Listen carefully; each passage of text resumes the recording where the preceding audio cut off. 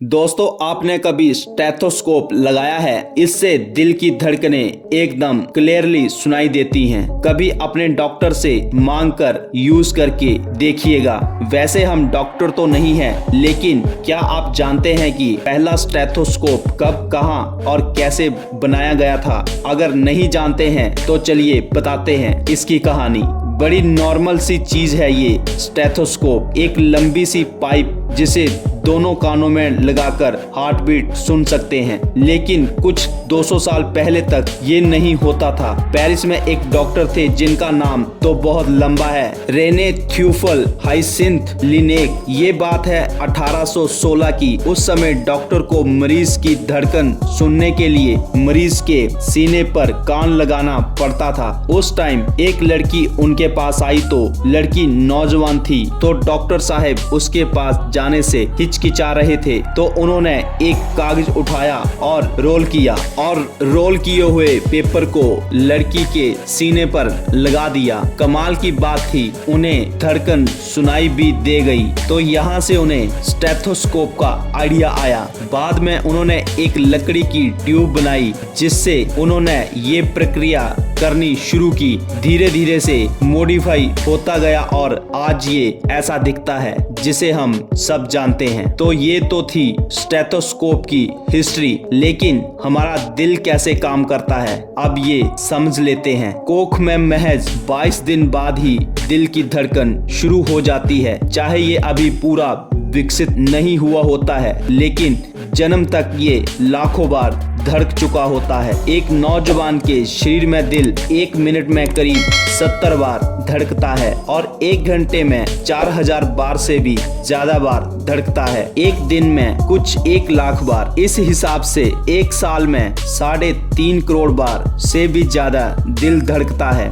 दिल के ऊपरी हिस्से में होती है साइनस नोड, यहीं से दिल की धड़कन शुरू होती है। इस हिस्से की कोशिकाएं दिल के निचले हिस्से को इलेक्ट्रिक सिग्नल भेजती हैं। ऊपर और नीचे बार बार सिग्नल भेजना और पकड़ना चलता रहता है, जिससे दिल की मांसपेशियां सिकुड़ती हैं और धड़कन चलती रहती है। इससे ही पूरे शरीर में खून पंप हो पाता है। सबसे पहले खून फेफड़ों तक पहुंचता है, वहां ऑक्सीजन को जमा करता है। फिर ऑक्सीजन से भरपूर खून को दिल शरीर के बाकी हिस्सों तक पहुंचाता है। ये काम आर्टरीज और वेन्स के पेचीदा सिस्टम के जरिए होता है।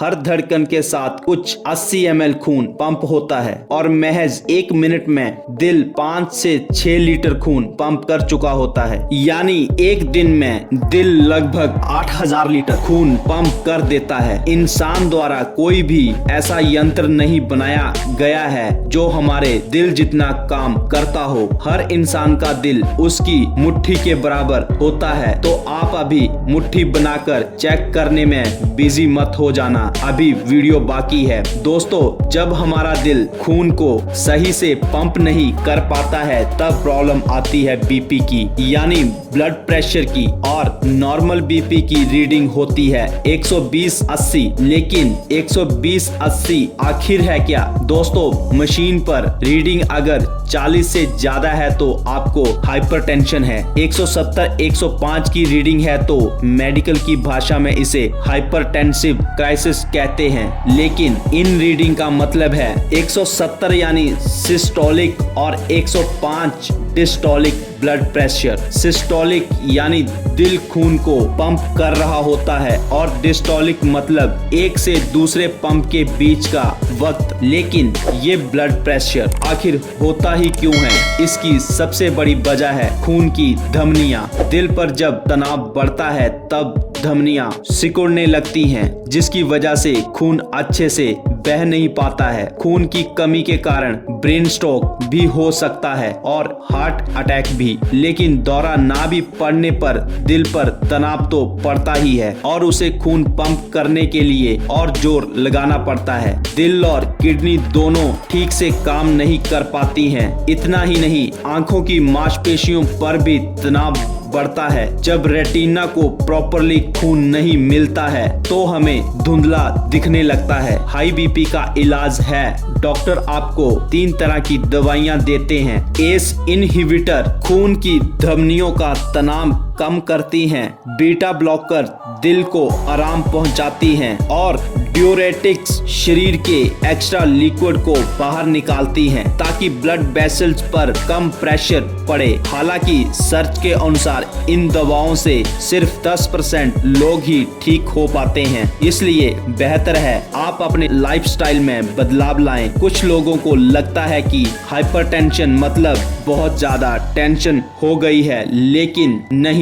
हाई बीपी को मेडिकल की लैंग्वेज में हाइपरटेंशन कहते हैं क्योंकि टेंशन आपकी आर्टरीज को खून पंप करने में होती है। जब बीपी कम होता है तो उसे हाइपोटेंशन कहते हैं। प्रेग्नेंट महिलाओं का अक्सर बीपी लो रहता है क्योंकि सर्कुलेटरी सिस्टम बढ़ जाता है। क्योंकि कोख तक भी खून पहुंचाना होता है तो स्पीड स्लो हो जाती है। बीपी के मरीजों के लिए 90 डीबी से ज्यादा शोर खतरनाक हो सकता है। इसी के साथ आज की वीडियो के लिए बस इतना ही। आशा करते हैं कि आज की वीडियो से आपको नॉलेज मिली होगी, इसलिए वीडियो को लाइक और शेयर जरूर करें। और साथ ही जो लोग हमारे चैनल पर नए हैं और जिन्होंने अभी तक हमारा चैनल सब्सक्राइब नहीं किया है वो जल्दी से चैनल को सब्सक्राइब भी कर लें और साथ ही बेल आइकन पर प्रेस करके ऑल की ऑप्शन को सिलेक्ट कर लें। इससे हमारी नई वीडियो की नोटिफिकेशन आपके पास सबसे पहले पहुंचेगी। अगर आपके दिमाग में कोई सवाल है तो हमें कमेंट सेक्शन में कमेंट करके